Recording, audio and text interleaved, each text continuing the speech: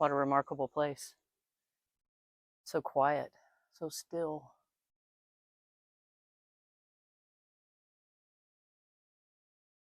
It's the perfect place to come and get away from the rat race, the noise, the bustle, the chaos of everyday world.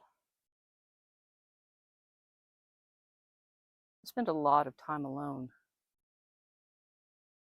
and not just busy doing, not doom scrolling, not busy work. I think it's important to have time alone, time to listen to your inner thoughts, to make space for that self-discovery, to know who you are. This is one of the ways I do that. Just take a nice walk, be in nature, not a soul around. I don't have to worry about idle chit-chat or text messages or whatever's in my inbox.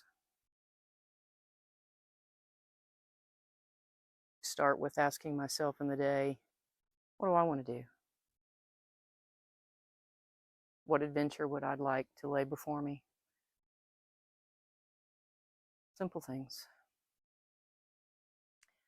I find that being alone is a lot different than being lonely. Lonely is a desire to have company, to be around other humans, to share thoughts and laughter and experiences. Alone, being alone, taking time alone doesn't mean that you don't need those things. Being alone is making space for yourself. It's being a better friend to yourself. You would think that we would all want to know very, very intimately the one person we spend all of our time with.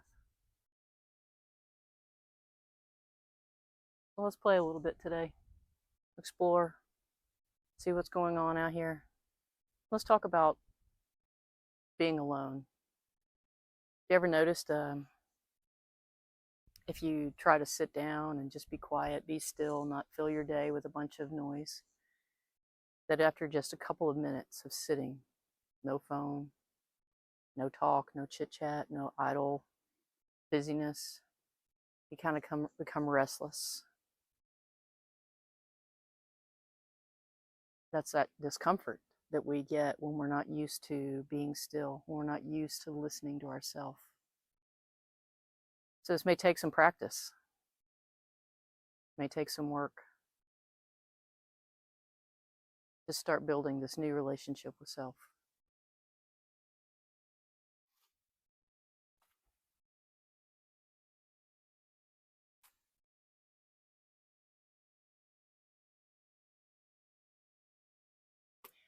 Where we are today is a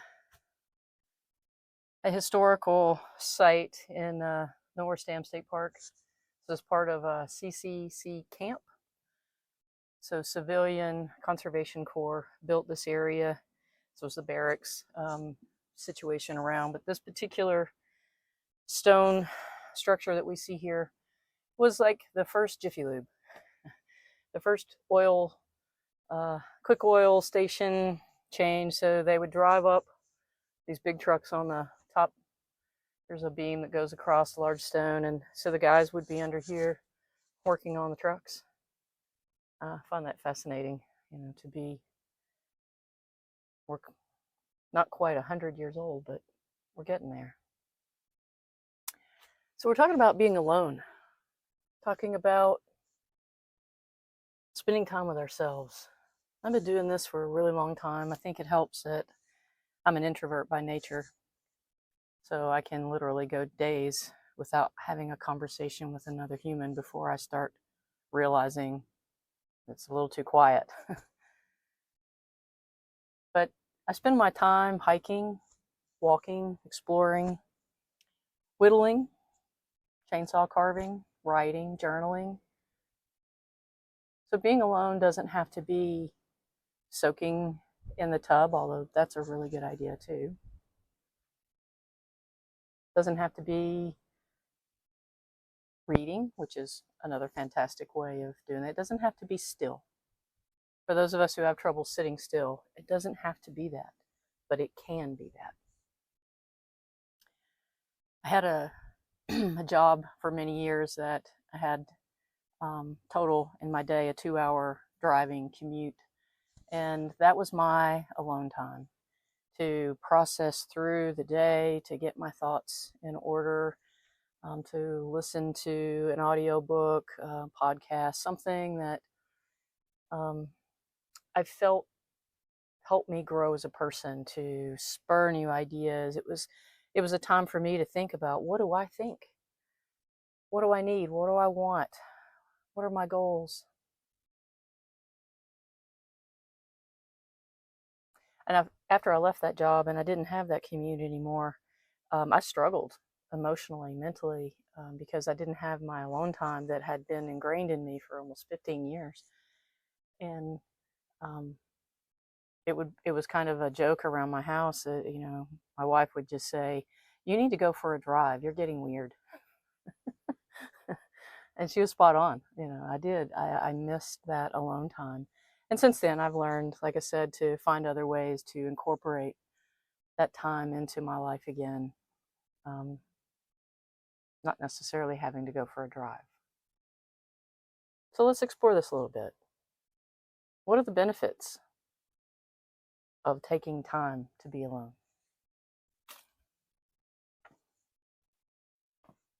So some things that I've learned about being alone is that taking the time to listen to myself, even just a few minutes a day, can have a huge impact on my mood, my sense of self, my self-esteem, my relationships with other people. The more I know myself, the more time I take to listen, to be a better friend to myself, the better I understand my reactions, my feelings, and my connections to the people I love. So whether that's soaking in a bath, going for a walk, journaling, taking a drive, meditation,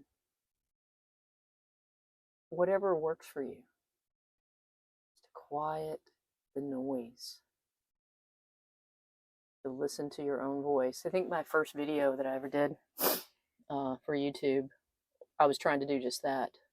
It was just a walk through the woods to quiet that noise, to listen to myself. Take the time to ask yourself questions, what would I like to have for lunch? Where would I like to go for dinner? What movie do I want to watch? A lot of times I feel like we take care of everybody around us, and sometimes we get left off the plate. And I see this a lot with people as we get older, our empty nesters, people going through divorce, maybe even loss of a partner through death or illness. And they seem lost. They don't know who they are. They don't know what they like anymore. They don't know what to do because they've spent so much of their time for years focused on taking care of everybody else. So the more we can spend time with ourselves and know ourselves and have things that just belong to us. Whittling is not a group sport. It is definitely something that I do alone, and it stills the noise. It gives me focus, puts my brain and hands in cooperation with one another to where there isn't room for a lot of other things.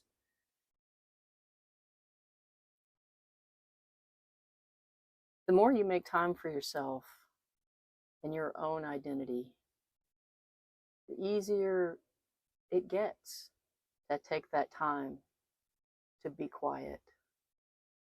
That first couple of minutes may be maddening, but when you test out new ways, that taking that 30 minutes at the end of the day to soak in the tub,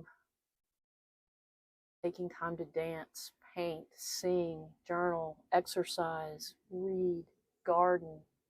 There's so many options out there. You can try many different things, and it doesn't have to look the same every day. Ask yourself what you feel. What would you like to explore that day? What would you like to learn? What are you curious about yourself? Is there something you always wanted to try?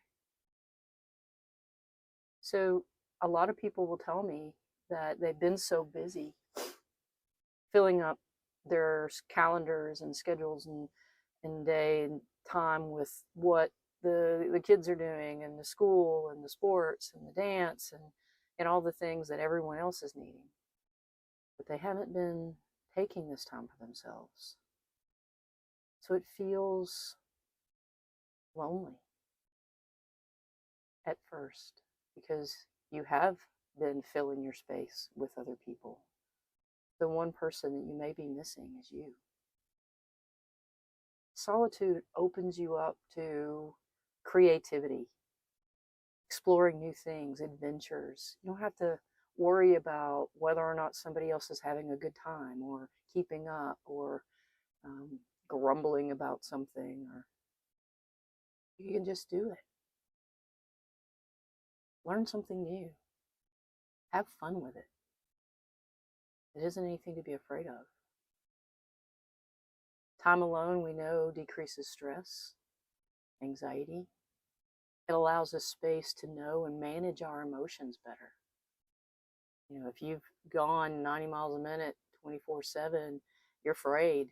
You know, you're going to be more irritable, more depressed, more dissatisfied, more distant, more removed, more intolerant to the very people that you're trying to care for.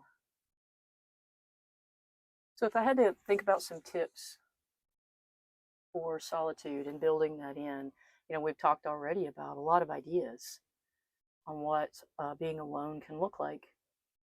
But I would say set aside specific time for you, schedule it in. Don't try to just say, well, if I have time, I will make time. You are a priority too. So when you protect that time, that means setting boundaries with other people and setting boundaries with yourself. It means saying no to dinner on Wednesday night with that group of friends and instead soaking in the tub, reading a book, going to a movie by yourself, exercising, taking a class. It also means saying no to yourself when you feel that urge to do all the other things. Turn off the distractions, turn off that television, put down your phone, turn off any digital device that is got your attention. If you're like me, leave the house. If I'm at home, there are things to do. So I have to remove those distractions. There's no time for doom scrolling. My distractions need to be, how many different critters can I see on this walk? What kind of beautiful history am I going to encounter? What am I thinking about? Wonder why that came to mind. Questioning myself, you know? Getting to know, well, does this feel good? Is this something I want to do again? Just have fun.